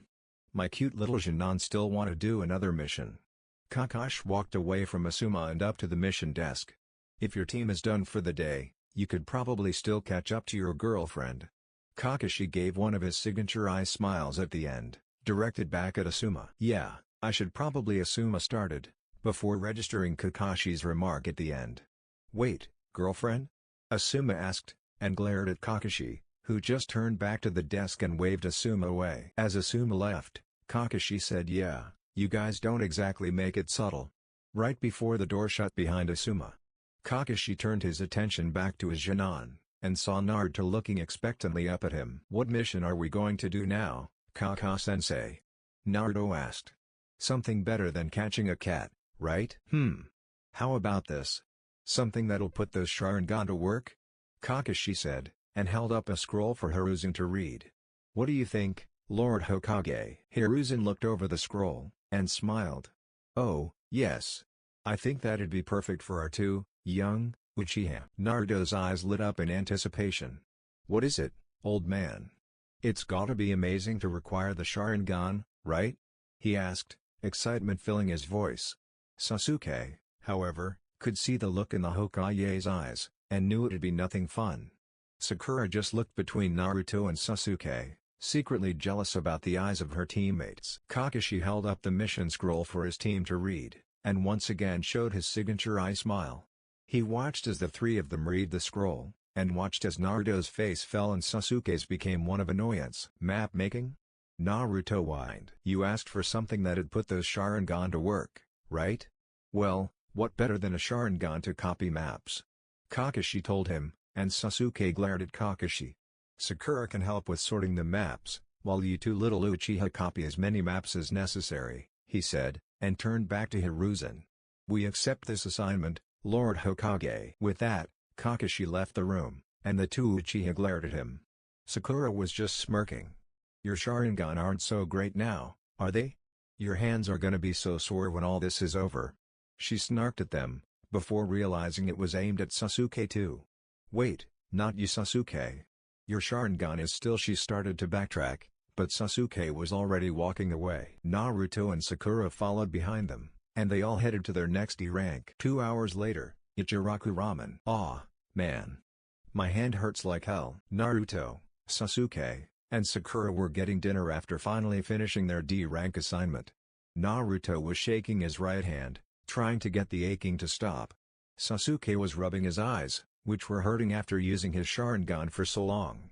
He had larger than average chakra reserves, but he still wasn't used to keeping his Sharingan active for so long. Naruto, thanks to his massive chakra reserves and enhanced recovery abilities, was able to adapt much quicker than Sasuke was, but his hand was still tired from all the writing. Sakura was lucky, she'd gotten the easy part of their assignment. All she had to do was hand them the maps to copy, and sort the maps once they were done. Maybe it'd stop hurting if you stopped shaking it, idiot, Sasuke said, staring at Naruto between eye rubs. Well, maybe your eyes would stop hurting if you stopped rubbing them, Naruto snapped back at him. Sakura watched the two of them and sighed. Naruto, just let your hand rest. Sasuke, you need to use some eye drops. She told them. How can the last two Uchiha be so bad at dealing with soreness? She asked, and began digging in her pouch, before pulling out eye drops and handing them to Sasuke. Here, they mentioned something about this in the academy when going over dojutsu, and I figured eye drops might be necessary on a team with two Uchiha. Sasuke took the eye drops from her, dripped them into both of his eyes, and blinked a few times. Thanks, Sakura. He told her, which was met with a blush. Cha. Take that, Ino pig inner, Sakura screamed, and Sakura turned away to hide her blush. You're welcome, Sasuke, Sakura said, and turned back around once she felt her blush recede. Naruto, who was letting his right hand rest, was digging into his ramen with his left hand. You'd expect it to slow him down somewhat, but he was already on his third bowl. Ramen. Kami's gift to mankind, he exclaimed, his mouth still full of ramen. I love. He was cut off by a hand to the back of his head, and turned to look at Sasuke. Hey, what the hell? Sasuke just grunted. Don't talk with your mouth full, idiot. It's unbecoming of an Uchiha. Yeah. Don't act like I didn't see you do the exact same thing with tomatoes yesterday. Seriously, what's up with that? Tomatoes? Naruto asked him, making an exaggerated face of disgust. Sasuke glared at him. I like tomatoes. Have you ever even tried one? All I see you eat is ramen. At least tomatoes are healthy. Well, no, but they're plants. How could that be tasty? Sakura was just watching the back and forth between the two Uchiha, before realizing what Naruto just said. Wait, you've never had a tomato because it's a plant? Do you eat anything healthy? She asked him, with actual concern on her face. Naruto just thought for a moment, way longer than anyone should think about whether or not they eat healthy, and started counting stuff off on his fingers. Well, there's some healthy types of ramen. And I eat apples sometimes. Sometimes the old man will force me to eat somewhere other than here, but he hasn't been taking me out to eat as much lately. There's also, he trailed off, coming up blank, earning even more concern from Sakura. What the hell, Naruto? Did anyone teach you to? Sakura started to ask him, before remembering that he grew up alone. She saw his face drop a bit, before he started smiling like he usually did. She didn't realize it before now, but this smile looked less real than the one she saw when he was actually happy. I'm sorry, Naruto. I didn't think. It's fine, Sakura. He told her, cutting her off, and slurping down his bowl. I'm done, he said, and pulled out his frog wallet and put money on the table before Sasuke could stop him again. I'll see you guys tomorrow. He waved at them, and walked out of the booth. Naruto. Sakura started, and stared at where he left, her face full of guilt. She turned back to where Sasuke was sitting when she heard him put money on the table, and get up to leave. "Don't worry about it, Sakura. I'll go talk to him, I've been meaning to ask him about something anyways." "Okay, Sasuke." Sakura watched him exit after Naruto, and pulled out her money to pay for her meal. Naruto was walking down the street, heading back home. It had been a bit since the incident with Mizuki, and he'd started getting closer to Sasuke after he told Sasuke he was an Uchiha, but it still hurt to think about how lonely he was growing up. He understood why people treated him the way they did. He'd probably be scared of someone with a demon in their gut too, but it didn't make it hurt much less. He'd noticed how people started treating him differently when he started wearing Uchiha clothes, or when he was walking around with Sasuke, but he could still feel the glares. His only consolation was the knowledge that his father, the Ondaime Hokage, thought he could handle the Kyuubi. He still hadn't told his teammates about it, and he was scared of what they'd think. Naruto was lost in thought, and tensed when he felt a hand on his shoulder, but relaxed when he looked back and saw Sasuke. "Oh, hey Sasuke," he said, as he stopped walking and turned to face Sasuke, and noticed the concerned look on his teammate's face. "I'm fine, really." "You sure? Because I don't think I've ever seen you eat less than 5 bowls in one sitting," Sasuke told him, a smirk on his face, but the concern was still obvious. "Like I told Sakura, I'm fine," Naruto replied, and turned around to keep walking, before Sasuke grabbed his arm. "Naruto, something's bothering you. You helped me when I needed to face what he did, so I want to help you," Sasuke told him, not letting go of his arm. Naruto tried to wrestle free of his grip, but couldn't get Sasuke to let go. "Just let me go, Sasuke. I don't want to talk about it." "You may not want to, but you need to talk about it, Naruto. There's obviously something that you need to get off your chest, and I won't leave until you tell me." Sasuke tightened his grip on Naruto's arm, and Naruto just sighed in return. "Fine, but not here. We're close to my apartment, so I'll tell you there," Naruto conceded, and Sasuke let go of his arm, then followed him to his apartment. Inside Naruto's apartment, Sasuke looked around his teammate's apartment, and couldn't help but compare it to his own. It was smaller than his own, and it was a mess. "He lives here?" He couldn't help but think to himself, but was brought out of his thoughts when Naruto started talking. Naruto was sitting on his bed, while Sasuke stood in front of him. "I'm sure you've noticed how people have always hated me, right?" Sasuke nodded at that. At first it figured that it was because all the pranks Naruto did, but he realized that no amount of pranks could make the village hate a child that much. "It's been like that my whole life. People would always ignore me, or just glare at me. Whenever I tried to play with other kids at the park, their parents would take them away.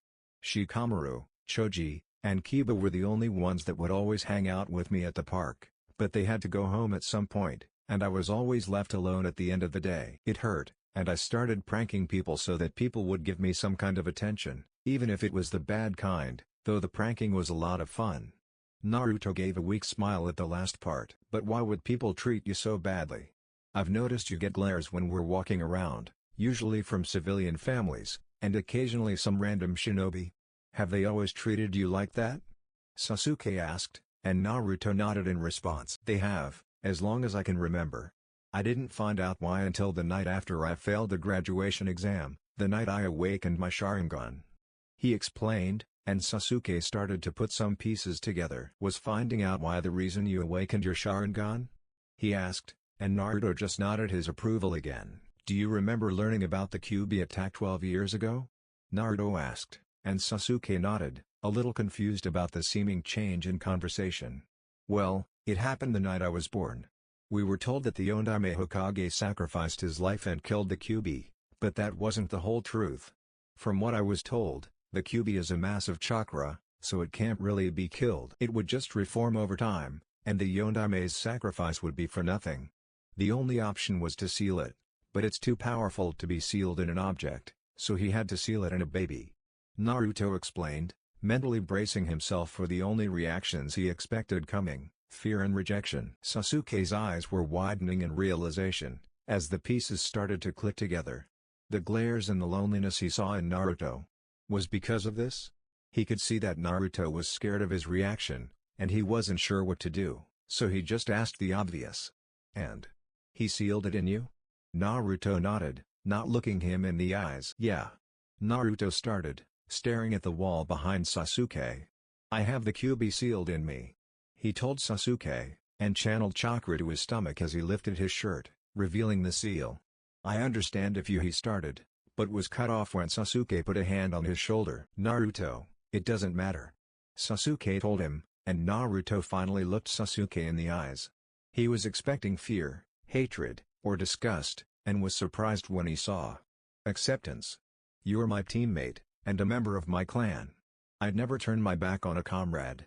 I just have one question," he told Naruto, removing his hand from Naruto's shoulder and putting both hands in his pockets. "You want to know why I was chosen, right?" Naruto asked, and his question was met by a nod from Sasuke. "Well, this is a pretty big secret, so you can't say anything to anyone.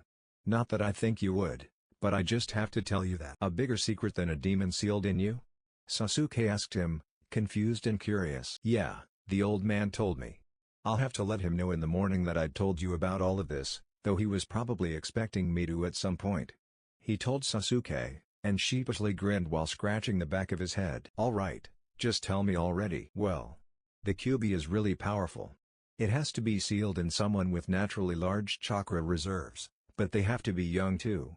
A fully grown adult's chakra systems, or whatever the old man called it, can't adapt to the chakra of the Kyuubi." According to the old man, "My mother comes from a clan who have naturally large chakra reserves, so I could handle the Kyuubi being sealed inside of me.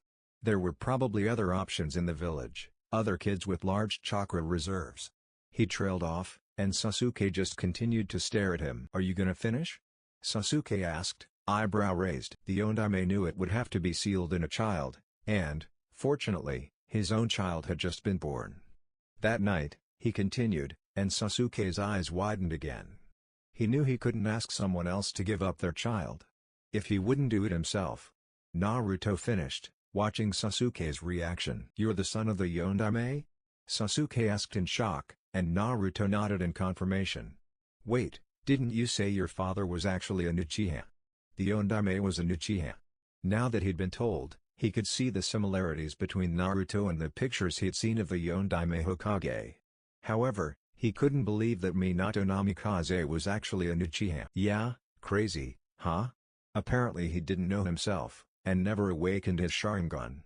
"The old man was so shocked after he saw my Sharingan that he tested my blood, my mom's blood, and my father's blood to see what side I got my Sharingan from."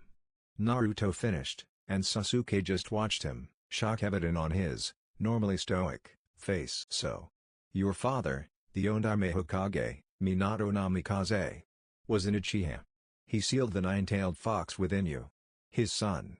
To defeat it." Sasuke summarized, and Naruto nodded, glad to have it off his chest. "That's why everyone avoided you? Why everyone shot glares at you? That's so unfair," Sasuke told him, emotion in his usually monotonous voice. Naruto, on the other hand, was smiling. Not his usual fake grin, and not his mischievous grin, but an actual smile of happiness. He'd been so scared of rejection, that he was actually expecting it.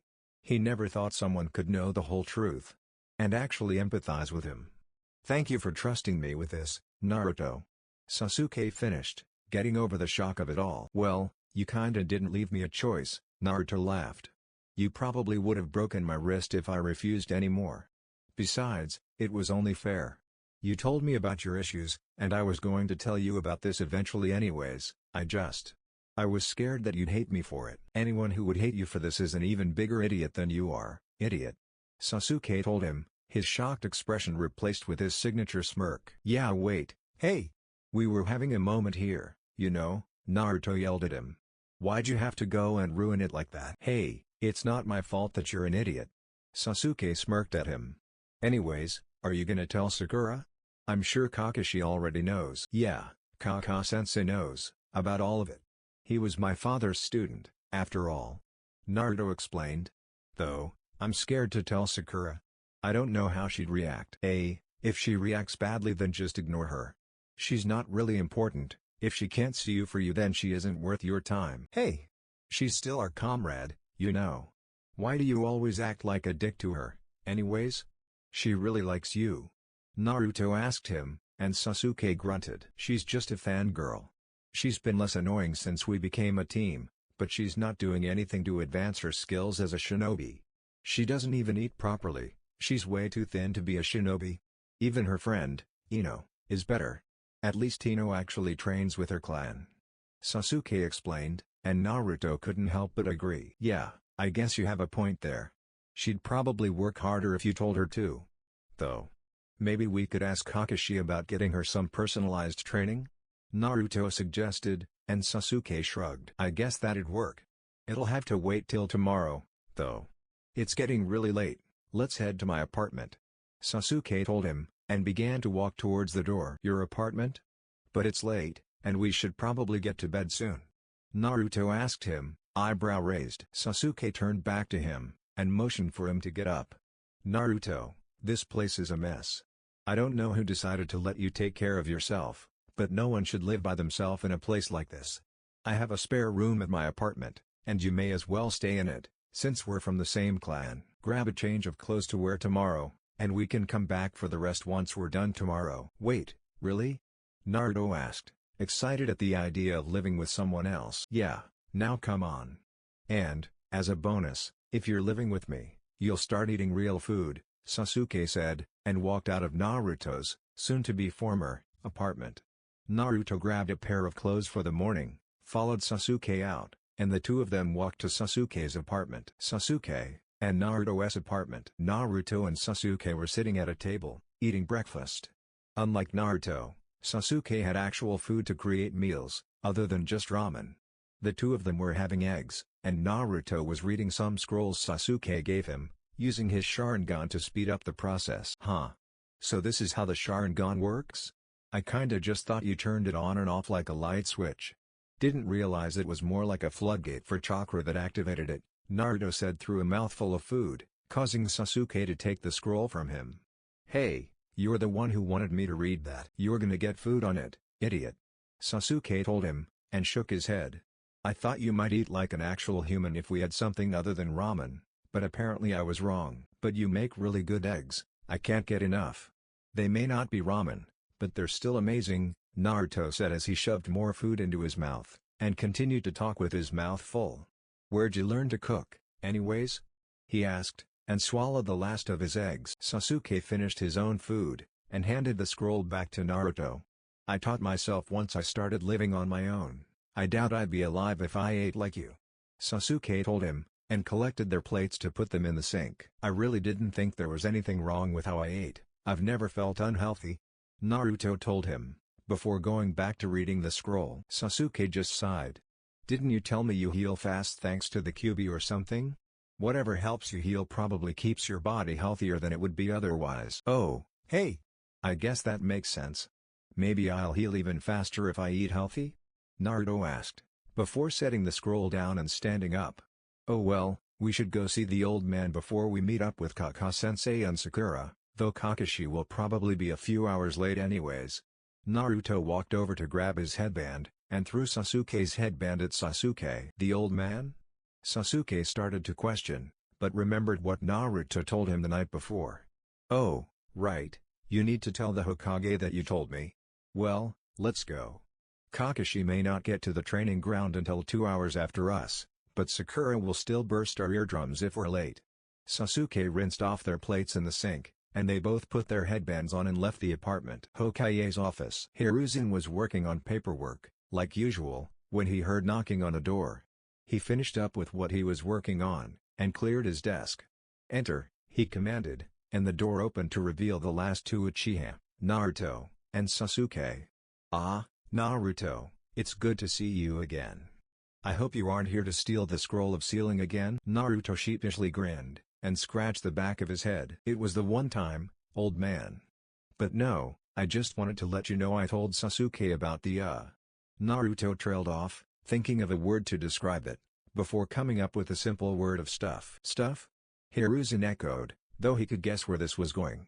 Sasuke just removed one of his hands from his pockets and pointed at the picture of the Yondaime Hokage on the wall, before putting it back in his pocket.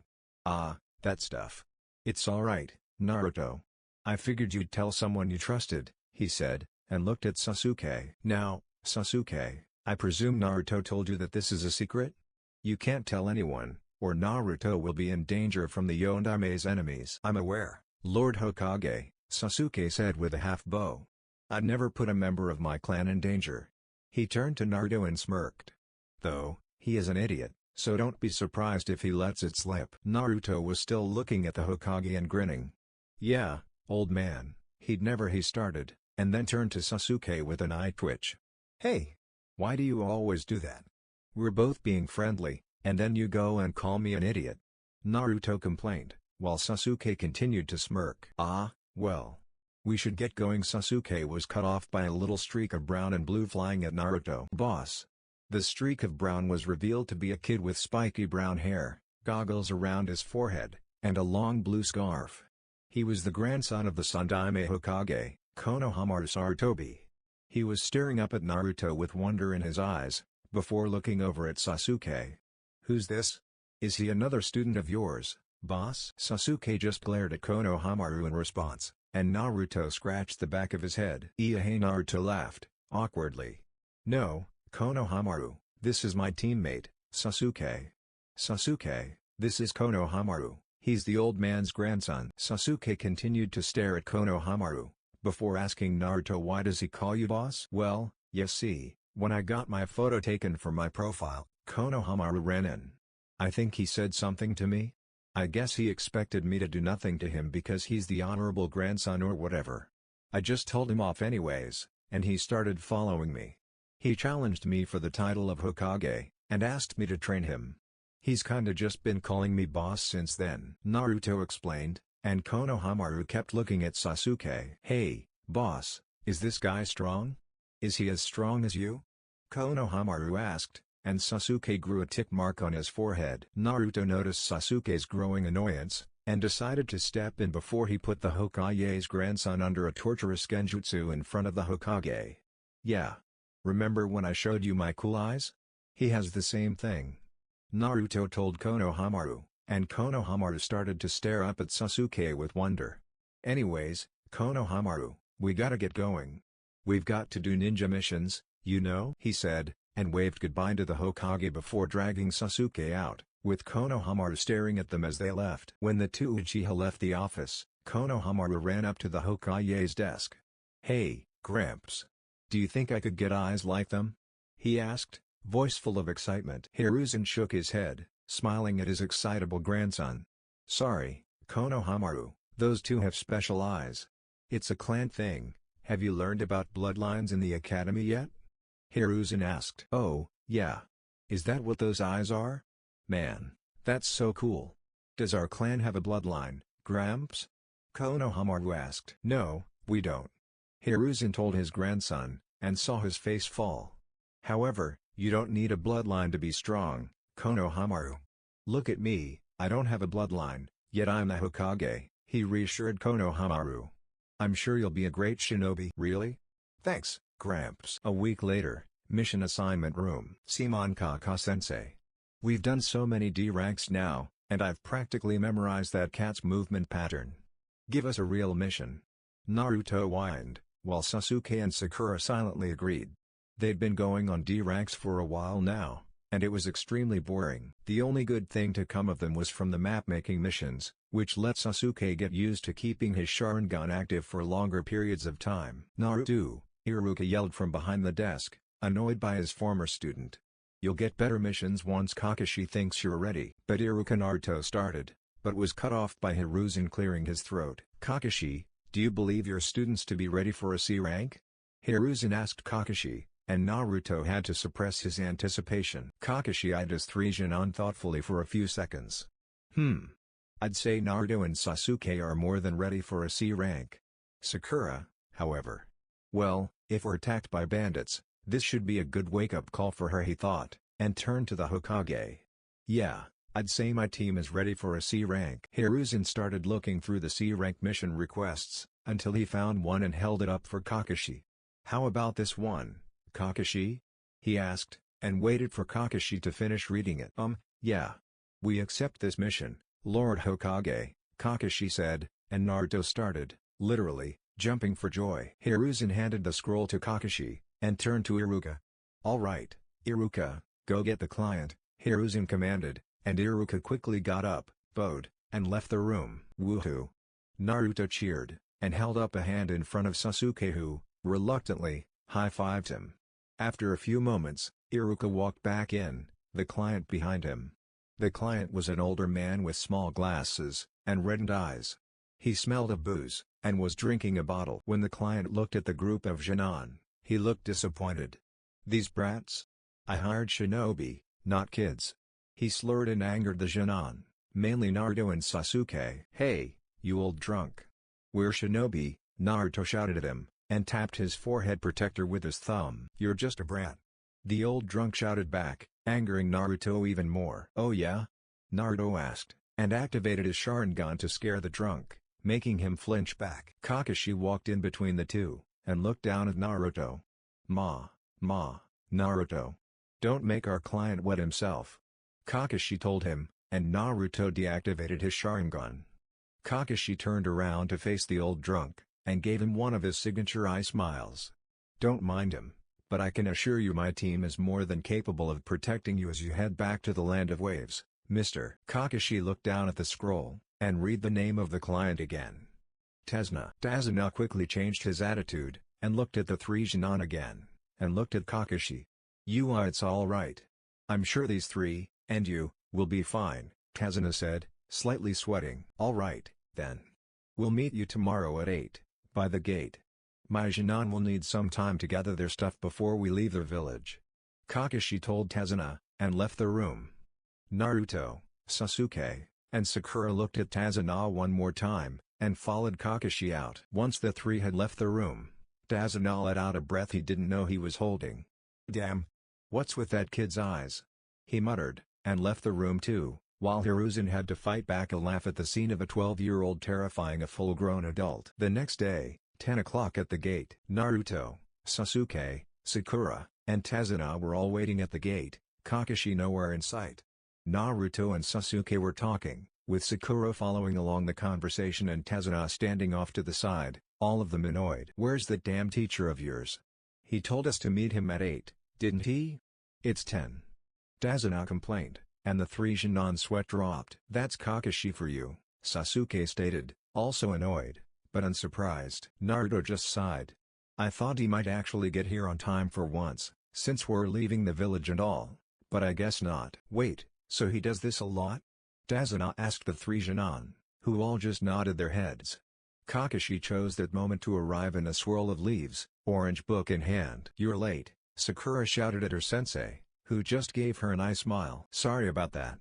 A black cat crossed my path so I had to take the long way," Kakashi told them, and began to walk out of the gate, the three annoyed Chunin and Tazuna following behind him. A few hours later, far from the village, Naruto, Sasuke, Sakura, Kakashi, and Tazuna were all walking along a path, heading towards the ocean so they could cross to the Land of Waves. Naruto and Sasuke both had their Sharingan activated, as Kakashi suggested they train their eyes by keeping their Sharingan activated over long periods of time. Naruto had no problem with this, thanks to his own Uzumaki healing and the healing from the Kyuubi, along with his massive chakra reserves. Sasuke felt a slight strain on his eyes, but it wasn't major, thanks to all the time he spent with his Sharingan active during their D ranks. Naruto and Sasuke noticed a puddle in the distance, and saw the chakra infused in it. They turned around to look at Kakashi, who gave them an eye smile and told them don't worry about it just yet. This earned them confused looks from Sakura and Tazuna, while Naruto and Sasuke shrugged to each other, returning their eyes to the path ahead. The five of them walked past the puddle, and they turned around at the sound of chains wrapping around Kakashi, with two ninja wielding them. The chains tightened, and seemingly cut Kakashi to pieces. "Kakashi-sensei," Sakura yelled, and Tazuna looked at the ninja, terrified. Naruto and Sasuke, who both still had their Sharingan active, saw Kakashi substitute himself at the last second and knew he was alright. "Simon, let's get the old man," one of the ninja shouted, and charged towards Tazuna, preparing to wrap their chains around him. Sasuke, seeing this, pulled out one of his kunai and threw it, pinning the chains to a tree. Naruto, following Sasuke's example, attacked the two ninja, Sharingan blazing. "Wait, do those brats have the Sharingan?" the other ninja asked, as he attempted to attack Naruto. Naruto dodged his attack, and pulled out a kunai from his holster, and knocked the ninja's blade away, before punching the ninja in the chest and sending him flying back. While that was happening, Sasuke was in a battle with the other ninja. The enemy ninja had him on size, but Sasuke was faster and had better reactions, thanks to his Sharingan. He was dodging all of the attacks from the enemy ninja, and stabbed them in the arm with his kunai. Kakashi showed back up at that moment, and tied up the two injured enemy shinobi, knocking them out so they couldn't escape. Naruto and Sasuke both deactivated their Sharingan once they saw Kakashi tie up the enemy ninja. Kakashi turned to look at Tazuna and Sakura, who were both scared still. They both looked at Kakashi, and looked at where they thought he died, only to see splintered wood where his body should have been. "Tazuna?" Kakashi asked, and brought Tazuna's attention back to him. "Is there anything you'd like to tell us about this mission?" Tazuna, now on the spot, was getting nervous. Kakashi was eyeing him closely, suspicion in his gaze. "What do you mean?" Tazuna asked, trying to play it off. "Well, when you asked for our services, you asked for standard protection. We were hired to protect you from bandits, not shinobi. It appears that those two shinobi were after you, which would make this a B-rank mission, at least. If we'd known about this, we would have had more experienced shinobi protecting you, and the mission would have costed more." Kakashi explained to Tazuna, who was avoiding his gaze. "Well, Tazuna started, trying to think of a good way to explain it. "The Land of Waves is a really poor country. We didn't have the money to afford anything higher than a C rank." Tazuna told them, trying to gauge Kakashi's reaction, but found it difficult to through his mask. "Why is the Land of Waves so poor, Mr. Tazuna?" Sakura asked him. "Have any of you ever heard of Gato?" Tazuna asked, looking between the four shinobi. Kakashi nodded. "Gato, as in one of the richest people in the world? The guy who's in charge of that big shipping company?" "Yeah, that guy." Tazuna confirmed. "Gato is, publicly, a very powerful tycoon. But secretly, he sells drugs and contraband. He uses gangs and hires ninja to do his dirty work. About a year ago, Gato came to the Land of Waves and used his wealth to take over transport and shipping, and basically took control of the country. He got rid of anyone who tried to resist his control. He's the one who hired those ninja to kill me, and it's why I asked for protection." "Why is he after you?" Naruto asked him, confused. Tazuna opened his mouth to answer, but Sakura spoke up before he got the chance. "Because of the bridge. If Tazuna connects the Land of Waves to the mainland, Gato loses his hold on the country." She told them, excited to get something before her teammates. "Maybe Sasuke will see how smart I am and he'll ask me to hang out." Sakura thought, and fought a blush. Tazuna nodded in confirmation, and Kakashi looked over at the two tied-up ninja. "Well, this goes beyond the scope of the mission we were assigned," Kakashi told them, and looked at Tazuna. "We may need to head back to the village he started, but got cut off by Naruto." "No. We accepted this mission, Kaka-sensei. We can't turn our back on their country," Naruto protested, and Tazuna looked at him with gratitude. Sasuke put his hand on Naruto's shoulder, and looked up at Kakashi. "I agree with the idiot. We can't just abandon the mission because it's harder than we thought it'd be," Sasuke told Kakashi, and Naruto decided to ignore the idiot. Kakashi looked between Naruto and Sasuke, and then turned to look at Sakura. "Well, what do you think, Sakura?" he asked her. "Oh, I agree with Sasuke," she told Kakashi, and he gave them all a nice smile. Kakashi turned back to Tazuna, and gave him a nod. "We'll go along with the mission, but I need to contact Konoha so someone can come and get these two," Kakashi told Tazuna, and pointed to the two shinobi tied to the tree. A couple hours later, the water was finally in view for the group of 5, and they walked up to the small boat that Tazuna had reserved. Naruto and Sasuke had reactivated their Sharingan for the walk there, but they deactivated once the mist started to get in the way. Tazuna gave a little money to the man on the boat, and they set off across the water. After a little while, the shore was finally in view.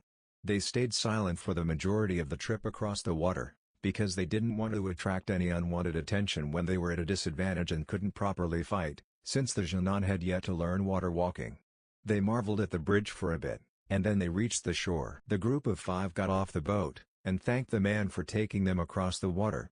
Naruto and Sasuke reactivated their Sharingan, and they set off to travel across the land to Tazuna's house. After a few minutes, Naruto noticed movement with his Sharingan and threw a kunai into the bushes, and a rabbit ran out. "Naruto! You could have killed that bunny." Sakura screamed at him. Sasuke sighed and looked at her, his Sharingan still active. Sakura, Naruto would have killed the animal if he really wanted to. He just wanted to see what was causing the rustling in the bushes.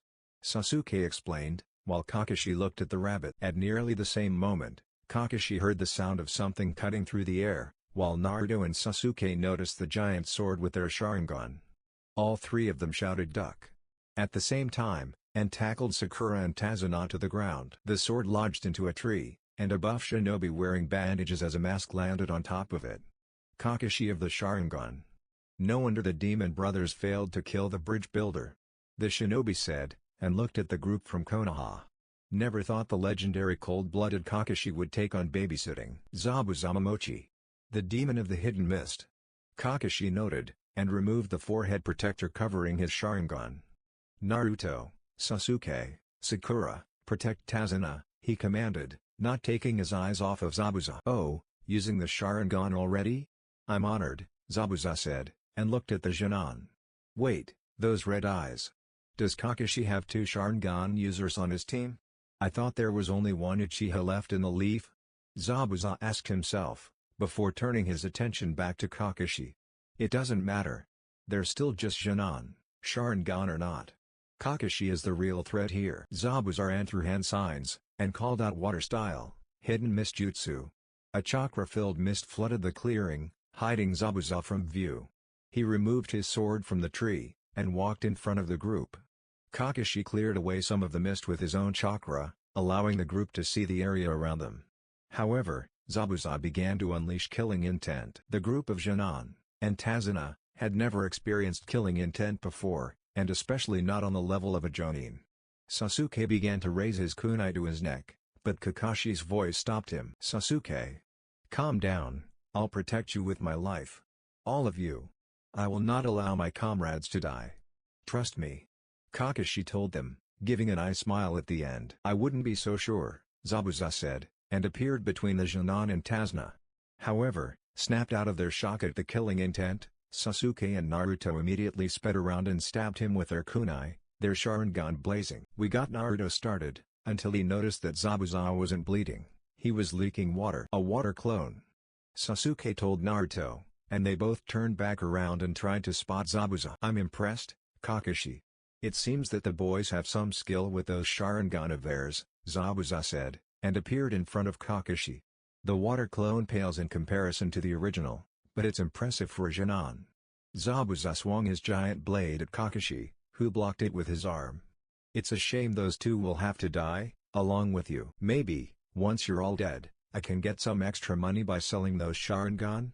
I bet 5 Sharingan would go for a lot from any of the hidden villages. The two Jonin traded blows, until Kakashi was forced into the water, where Zabuza trapped him in a water prison.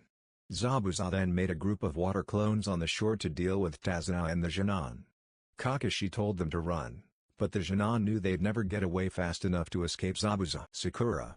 Keep guarding Tazuna, Naruto commanded, and raised his hands to form a single sign.